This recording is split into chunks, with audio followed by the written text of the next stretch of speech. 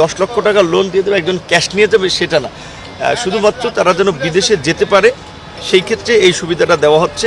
যারা Korea, Japan, China, Germany এরকম দেশগুলোতে যাবে, প্রতিমন্ত্রী, প্রধানমন্ত্রীর উপদেষ্টা, সচিব এবং পররাষ্ট্র সচিব সহ বেশ কয়েকজন ঊর্ধ্বতন কর্মকর্তা সহ মিটিং হয়েছে। মিটিংয়ে মূলত প্রধানমন্ত্রী যেটা শুরুর দিক থেকে আমাদেরকে বৈদেশিক কর্মসংস্থান এবং প্রবাসীদের কল্যাণ এবং সরকারের নির্বাচনী ইশতেহার বাস্তবায়নের জন্য যে দিক নির্দেশনা দিয়েছিলেন, যে কর্মপরিকল্পনা চেয়েছিলেন, সেগুলো নিয়ে একটা ফলো আপ আলোচনা হয়েছে। তার মধ্যে যেমন আপনারা একটা বিষয় ইতিমধ্যে হয়তো জানেন যে প্রধানমন্ত্রীর আগ্রহ এবং তার নির্দেশনায় আমরা প্রবাসী কল্যাণ ও বৈদেশিক কর্মসংস্থান মন্ত্রণালয় থেকে যারা কোরিয়া, জাপান, চায়না, জার্মানি এরকম দেশগুলোতে যাবে, তাদের যে বিশেষ করে স্টুডেন্টদের ব্যাংক গ্যারান্টি বা ব্যাংক সলভেন্সির সাপোর্ট হিসেবে 10 লক্ষ টাকার একটা ঋণ দেওয়ার নির্দেশনা প্রধানমন্ত্রী দিয়েছেন। এবং সেটা আমাদের মন্ত্রণালয়ের যে একটা ব্যাংক আছে, প্রবাসী কল্যাণ ব্যাংক, ওই ব্যাংকই ডেডিকেটেড করতে বলেছেন যেন এই মন্ত্রণালয় থেকে দেওয়া হয়। দ্বিতীয়ত, আমাদের মধ্যপ্রাচ্যের এই যুদ্ধ পরিস্থিতির ফলে বা এই সংকটের ফলে আমাদের তো অনেক শ্রমিকরা সেখানে বর্তমানে আছে এবং আমাদের শ্রমবাজারের বড় একটা অংশই কিন্তু মধ্যপ্রাচ্য।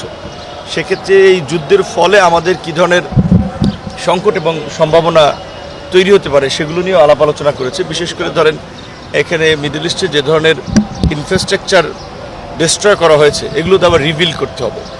তাছাড়া ওখানে আশা করি যে আমাদের দেশের শ্রমবাজার খুব বেশি ক্ষতিগ্রস্ত হবে না, বরঞ্চ আমাদের দেশের চাহিদা আরও তৈরি হতে পারে। সেখানে প্রধানমন্ত্রী বরাবরই থার্ড ল্যাঙ্গুয়েজ বা ভাষা শেখার বিষয়ে গুরুত্ব আরোপ করেছেন যে আমাদের দেশের মানুষ শুধু ভাষা না জানার কারণে তারা অল্প পয়সার চাকরি করে, ভাষা জানলে তারা একটু ভালো বেতন পেতে পারে। এবং জাপান নিয়ে যেহেতু আমাদের শুরু থেকেই প্রধানমন্ত্রী একটা বিশেষ নজর রয়েছে এবং আমাদের মন্ত্রণালয়ে জাপান সেল নামে একটা কমিটিও করে দেওয়া হয়েছে, যে জাপানে 1 লক্ষ লোক পাঠানোর যে অন্তর্বর্তীকালীন সরকার থেকে একটা এমইউ হয়েছে, সেটাকে কিভাবে ত্বরান্বিত করা যায়, জাপান সহ ইউরোপে কিভাবে আমরা লোক পাঠাতে পারি, সেই বিষয়গুলো নিয়ে আলাপ আলোচনা হয়েছে। বিশেষ করে আপনারা জানেন যে ইউরোপের বেশ কিছু দেশের ভিসা করার জন্য ইন্ডিয়া যেতে হয়।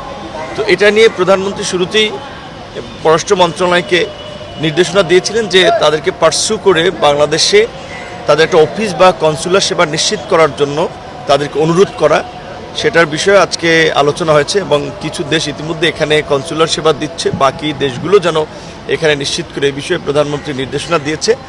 এবং প্রবাসী কল্যাণ ও বৈদেশিক কর্মসংস্থান মন্ত্রণালয় সহ সরকারের বিভিন্ন মন্ত্রণালয়ের কর্মকাণ্ডগুলো একটু প্রচার কম হচ্ছে, সেই বিষয়ে তিনি নির্দেশনা দিয়েছেন যে আমরা যেন যার যার মন্ত্রণালয় সোশ্যাল মিডিয়া, মেইন স্ট্রিম মিডিয়ার সাথে কানেক্টেড থেকে সরকারের ইতিবাচক কর্মকাণ্ডগুলো যেন জনগণের সামনে আমরা পৌঁছে দিই।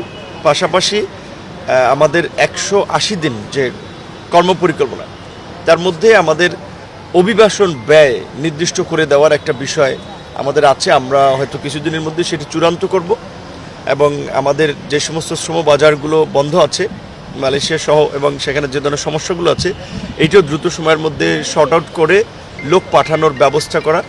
থাইল্যান্ড সহ অন্যান্য দেশেও যে আমরা যেন লোক পাঠাতে পারি আমলাতান্ত্রিক জটিলতা নিরসন করে, সেই বিষয়ে তিনি নির্দেশনা দিয়েছেন। আপনারা জানেন যে ঈদের পূর্বে দক্ষিণ কোরিয়াতে আমাদের বাংলাদেশ থেকে দক্ষিণ কোরিয়া থেকে বাংলাদেশগামী যাত্রীদের একটি বিমানের আপনার হঠাৎ করে ফ্লাইট ক্যান্সেল করা হয়েছিল। সেই বিষয়টি নিয়ে আমরা প্রধানমন্ত্রীকে জানিয়েছি, সেই সময় আমরা বিমান মন্ত্রীকেও জানিয়েছি। তিনিও আপনার সাথে সাথেই মিটিং থেকেই মন্ত্রণালয়কে নির্দেশনা দিয়েছিলেন যে এখানে আমাদের যেহেতু অনেক লোক আছে, কিভাবে তারা দেশে আসতে পারে বা এই সুবিধাটা নিশ্চিত করা যায়, সেই বিষয়ে তিনি নির্দেশ দিয়েছেন, যেটা দক্ষিণ কোরিয়ার প্রবাসীদের একটা আবেদন ছিল। এটাই ছিল আজকের এই আলোচ্য বিষয়।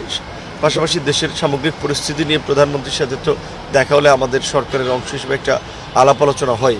10 লক্ষ টাকার যে ঋণের বিষয়টা বলা হচ্ছে, সেটা কি প্রবাসী কল্যাণ ব্যাংক ঋণ দিবে?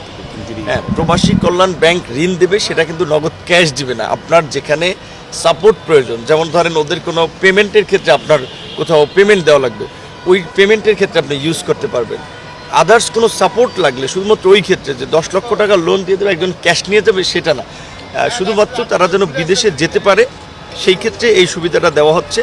অন্য কাজে এই টাকাটা কিন্তু খরচও করতে পারবে না। আর এখানে যেহেতু সাধারণ ব্যাংকগুলো লোন দেওয়ার ক্ষেত্রে একটা ব্যাংক গ্যারান্টি কিংবা অনেক ধরনের জটিলতা আছে, আর আমরা মূলত আমাদের স্টুডেন্ট যারা যায় তারা কিন্তু বিভিন্ন দেশে পড়াশোনা করার উদ্দেশ্যে গেলে ওই সমস্ত দেশে শেষ পর্যন্ত একটা কর্মসংস্থানের সাথেই যুক্ত হয়ে যায়। তো সেই ক্ষেত্রে আমরা অনেকভাবে লাভবান হচ্ছি।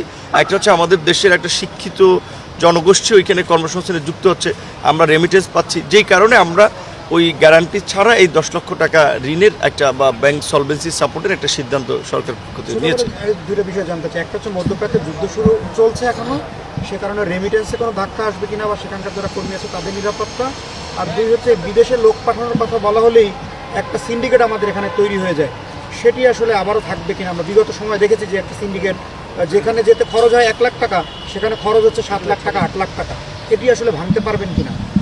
যুদ্ধের ফলে আমাদের শ্রম বাজার কিংবা রেমিটেন্সের উপরে খুব বেশি প্রভাব পড়বে না, হয়তো সাময়িক কিছুটা হতে পারে, বরঞ্চ যুদ্ধ স্টপ হলেও এগুলো পুনর্গঠনে তাদের যে ম্যান পাওয়ার লোকবল লাগবে সেক্ষেত্রে আমি মনে করি বাংলাদেশে একটা সম্ভাবনা তৈরি হবে যে ওই সমস্ত দেশের শ্রমবাজারে নতুন করে এন্ট্রি নেওয়ার ক্ষেত্রে।